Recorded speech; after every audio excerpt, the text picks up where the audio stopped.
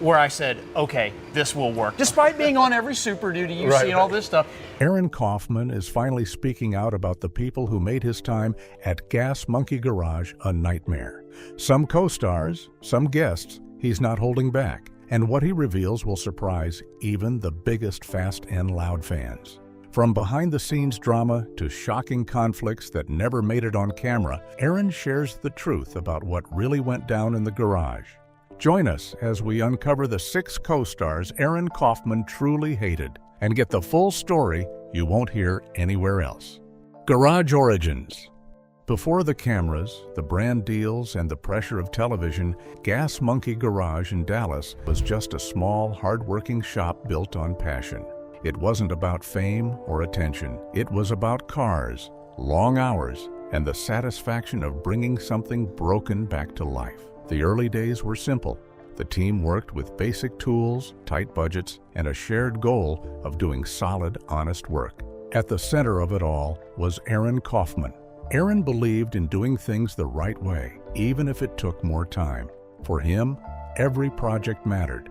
He focused on details, precision, and quality. He didn't care about being on camera or becoming well known. What mattered was the build itself. He wanted every car leaving the garage to reflect skill and effort, not shortcuts. Then there was Richard Rawlings. Richard had a different kind of energy. He was driven, talkative, and always thinking ahead. While Aaron focused on the work inside the garage, Richard was thinking about how to grow the business. In the beginning, this difference actually worked. Aaron handled the technical side, while Richard brought in deals and opportunities. They balanced each other in a way that helped the garage grow. That early chemistry was real. They trusted each other and shared a common goal, even if their approaches were different. The garage had a strong identity. It was a place where people came to build cars, not to perform for an audience. The environment was raw and honest.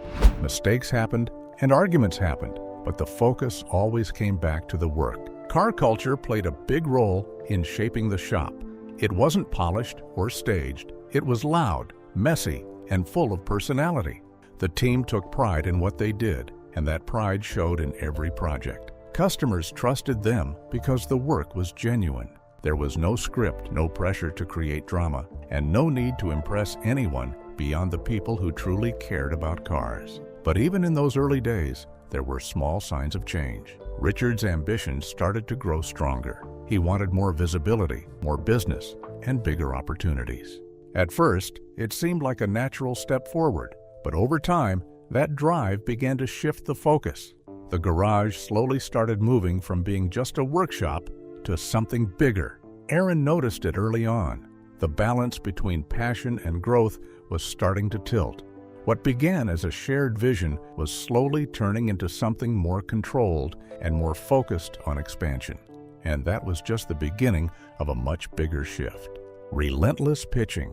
The journey of Fast and Loud didn't begin with cameras rolling in the garage. It started long before that, behind the scenes, with a push that many people never saw. Getting a TV show approved is never easy, and in this case, it took constant effort from Richard Rawlings. Richard didn't just pitch the idea once and wait.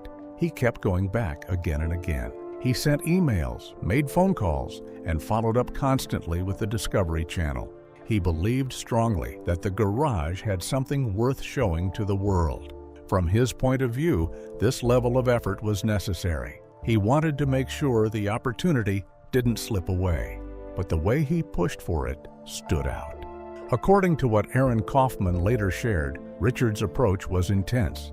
It wasn't just about presenting a strong idea. It became a continuous effort to get attention until someone finally responded. Over time, this pressure led to a breakthrough. That breakthrough came through Craig Kaufman, a senior executive at the network. Craig was one of the key people involved in approving the show. There were even claims that the constant follow-ups from Richard played a big role in that decision. It wasn't just the concept that got noticed. It was also the persistence behind it.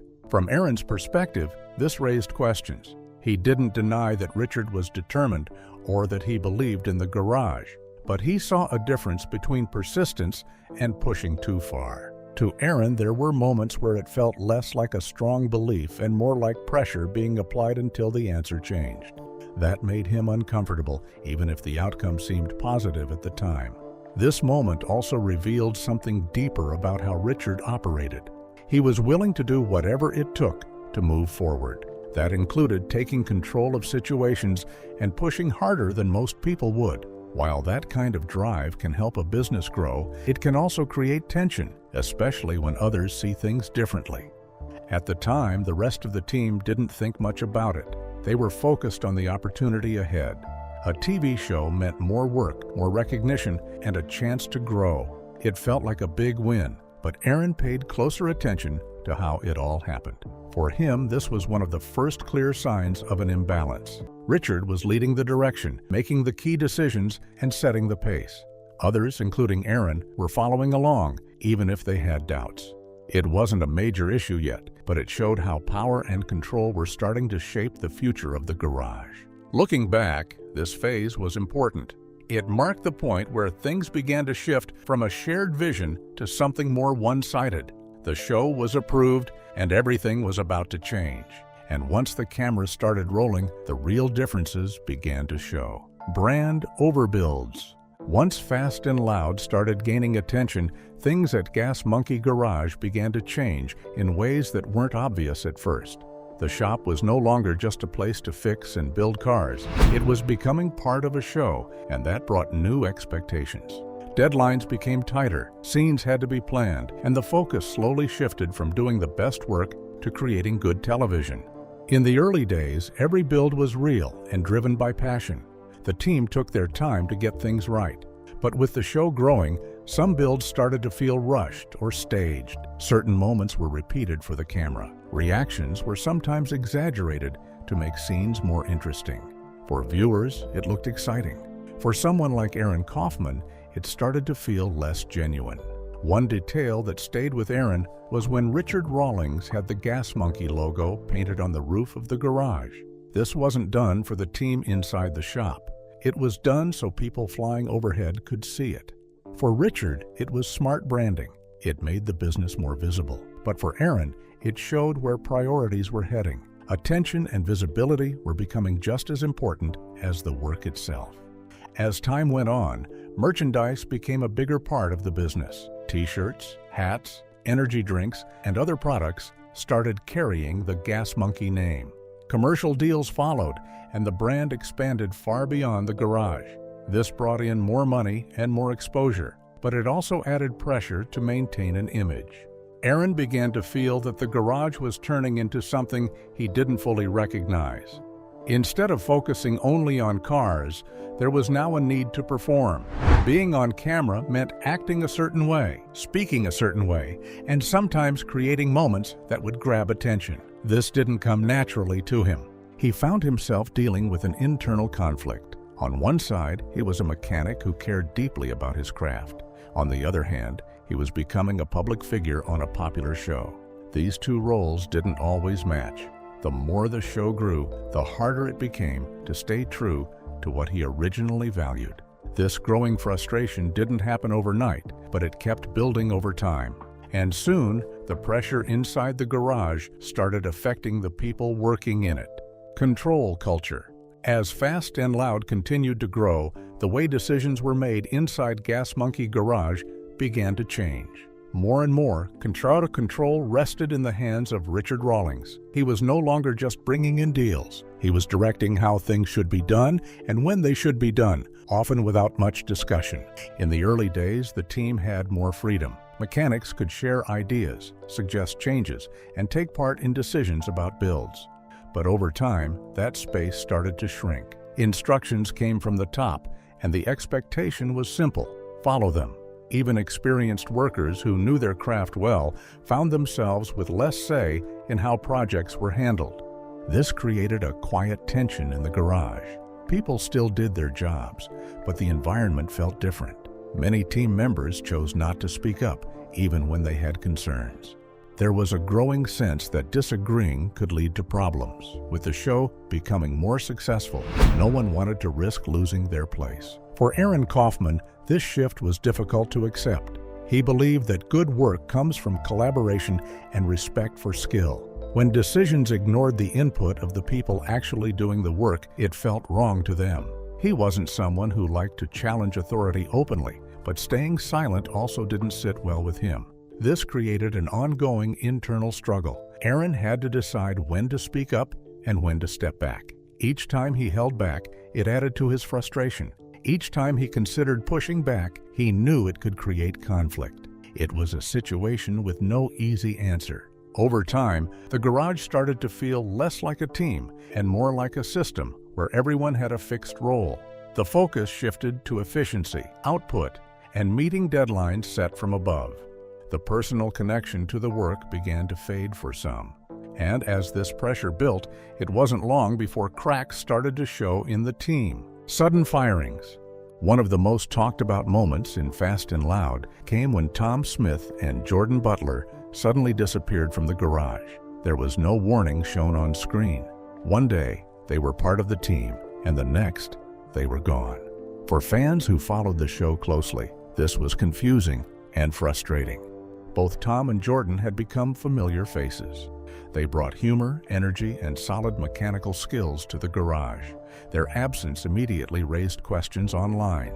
Viewers began asking what had happened, and soon, different versions of the story started to spread. The situation was linked to an incident involving a young fan reportedly suffering from cystic fibrosis. According to what came out later, the fan had visited the garage hoping to see one of the cars and take a photo. Management had already set rules about visitors, mainly because of safety concerns and insurance policies. These rules were clear and employees were expected to follow them. However, Tom and Jordan decided to allow the fan to interact with the car anyway. From one point of view, this looked like a kind and human decision.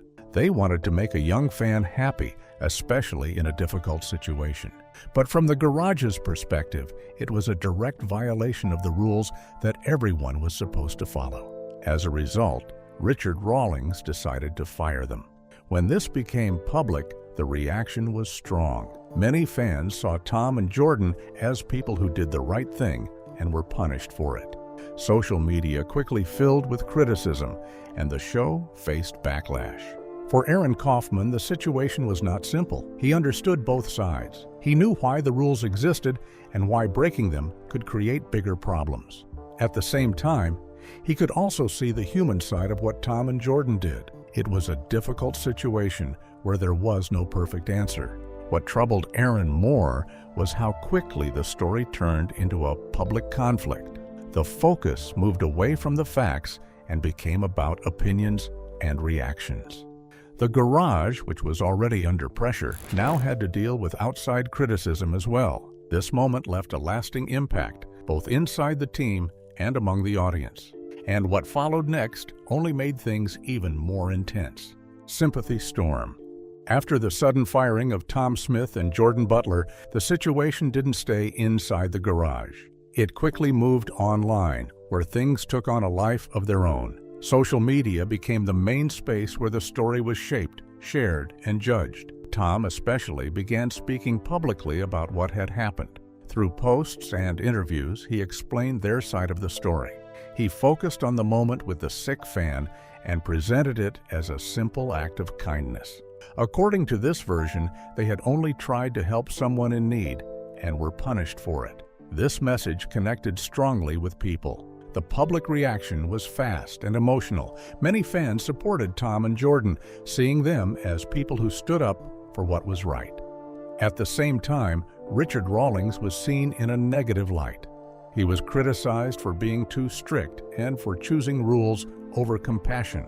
The show itself also faced backlash, with some viewers questioning its values. This is where the situation became more complicated.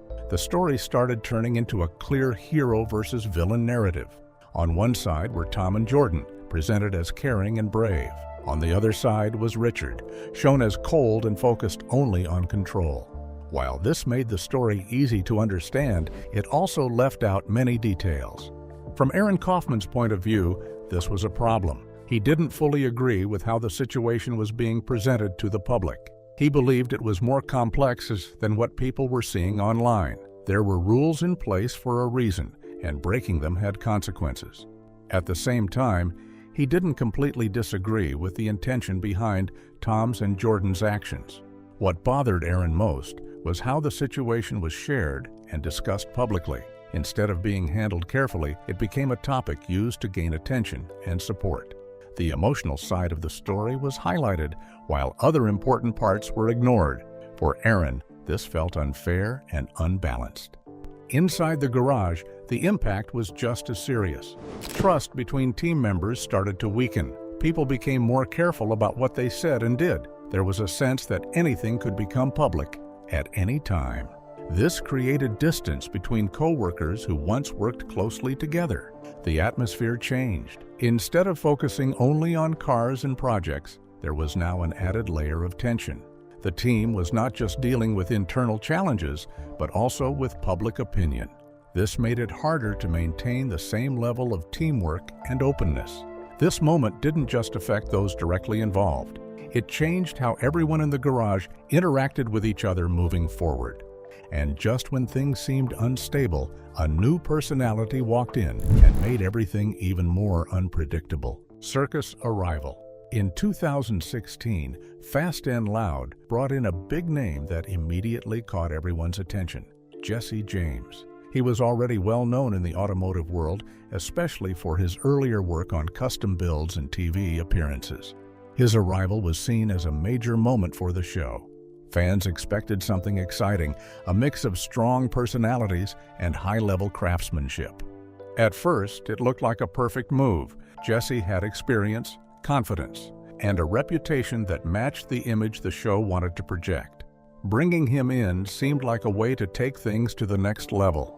There was a lot of hype around his entry, and viewers were curious to see how he would fit into the Gas Monkey Garage environment.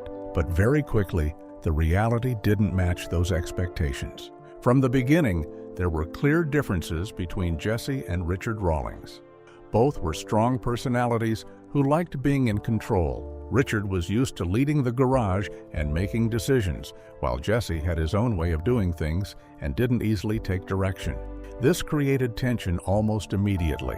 On camera, things were presented in a more controlled way. There were smiles, jokes, and moments that suggested teamwork. But behind the scenes, it wasn't that simple. According to Aaron Kaufman, the chemistry between them often felt forced. It didn't come naturally. Instead, it felt like something that had to be maintained for the sake of the show. Aaron, who had already been dealing with growing frustration, noticed this shift clearly. He could see that the focus was moving further away from real work and more toward creating moments that would attract viewers. The presence of Jesse added to that pressure. Instead of strengthening the team, it introduced more competition and ego into the environment. The clashes between Jesse and Richard weren't always loud or obvious, but they were constant. Disagreements over decisions, approaches, and control became part of the daily routine. Even when things didn't turn into open arguments, the tension was there, affecting the way the team worked. As this continued, the overall feel of the garage began to change again. What was once a place centered on building cars started to look more like a stage. Actions were influenced by how they would appear on screen. Reactions were shaped by what would keep viewers interested. For Aaron, this was another step away from what he valued. He wanted to focus on the work, not the performance. But with bigger personalities and more attention on drama, that became harder to do.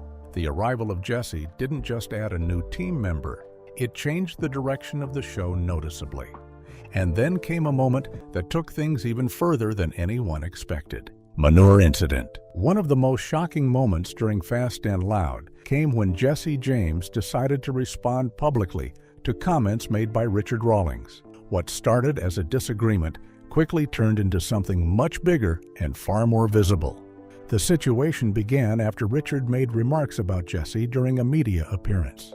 These comments were seen as disrespectful and unnecessary. Instead of handling the issue privately, Jesse chose to react in a very public and dramatic way. One day, without warning, he arrived at Gas Monkey Garage with a trailer filled with horse manure. He then dumped it right in front of the garage entrance where everyone could see it. This was not a small act. It was done in front of cameras, making sure the moment would be captured and later shown to viewers. The intention was clear. Jessie wanted to send a message and make a statement that could not be ignored. For the crew, the reaction was a mix of shock and discomfort. This was not something they expected to deal with at work. Aaron Kaufman, in particular, found it hard to understand. He had already been concerned about the direction of the show, and this moment only confirmed his fears. For him, this was no longer about cars or craftsmanship. It had turned into public drama.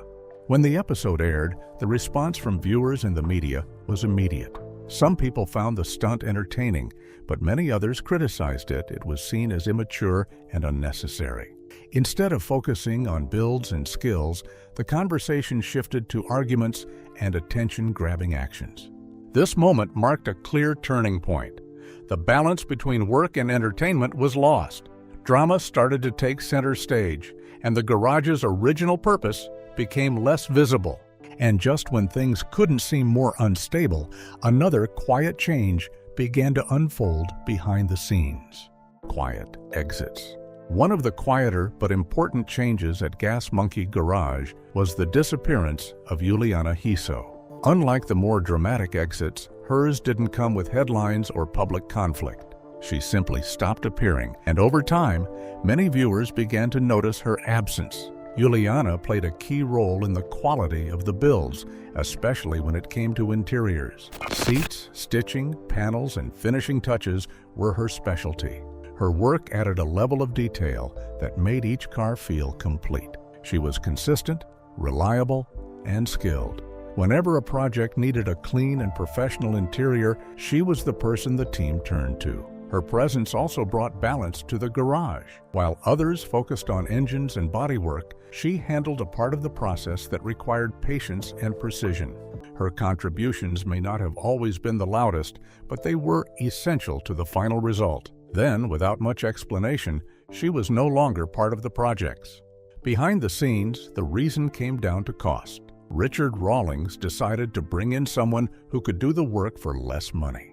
From a business point of view, it may have seemed like a practical decision, but for Aaron Kaufman, it was disappointing. Aaron valued loyalty and quality. In his view, Juliana had proven herself many times. Replacing her to save money felt like the wrong choice. It showed that experience and trust were no longer the top priorities. Despite this, Juliana moved forward successfully. The exposure she gained helped her grow her own work. She built a strong reputation and continued doing what she did best, but on her own terms. And while she moved on, the garage continued to change in ways that were becoming harder to ignore. Backbone lost. Christy Brimberry played a critical role at Gas Monkey Garage, even though she wasn't a mechanic. She was the operational anchor who kept the shop running smoothly behind the scenes. From managing deadlines to handling paperwork and coordinating projects, Christy made sure everything stayed on track. She balanced schedules, oversaw budgets, and kept the team organized. For Aaron Kaufman and the rest of the crew, her presence was steadying. While others chased deals, publicity, or big builds, Christy maintained the structure that allowed the garage to function effectively. Everything changed in late 2016 when Christy received a serious cancer diagnosis. It was immediate and demanding, requiring treatments, surgeries, and time away from work. Without hesitation, she stepped back from the garage to focus on her health. Her departure left a gap that was impossible to fill. Tasks she had handled seamlessly suddenly fell to others, many of whom didn't have the experience or authority to manage them. Deadlines slipped, projects became chaotic, and the efficiency she had maintained was gone. Aaron quickly noticed the difference. Without Christy, the balance between work and showmanship began to tilt even further toward chaos. Her absence coincided with Jesse James's return, bringing more drama, stunts, and spectacle. The focus shifted further from careful craftsmanship to entertainment, which only amplified the instability. Camera-ready antics and headline-grabbing moments started to take priority over builds, and the team felt the strain of this new dynamic. When Christy recovered from treatment, she chose not to return to Gas Monkey Garage. Her decision revealed a lot about the environment she had left behind. The pressure, the constant drama, and the shifting priorities had made it a place she no longer wanted to work in. She decided instead to focus on her own life, opening a business she had always dreamed of and spending time with her family. For Aaron, her departure was more than losing a colleague. It was losing the very foundation that had kept the shop together through years of growth, stress, and change. The garage was no longer just a workspace. It had become unpredictable and dominated by personality and spectacle. And just as the garage was adjusting to this new reality, yet another challenge was about to test the team in ways no one expected. Gas Monkey Garage went through huge changes over the years. What started as a workshop driven by passion slowly shifted toward drama, branding, and big personalities. Key people who kept the garage running were pushed aside, and the focus moved from building cars to creating spectacles. For Aaron Kaufman, staying true to his values became a real challenge amid all the chaos. If you enjoyed this inside look, like the video, subscribe for more behind-the-scenes stories and share your thoughts in the comments about the Gas Monkey drama.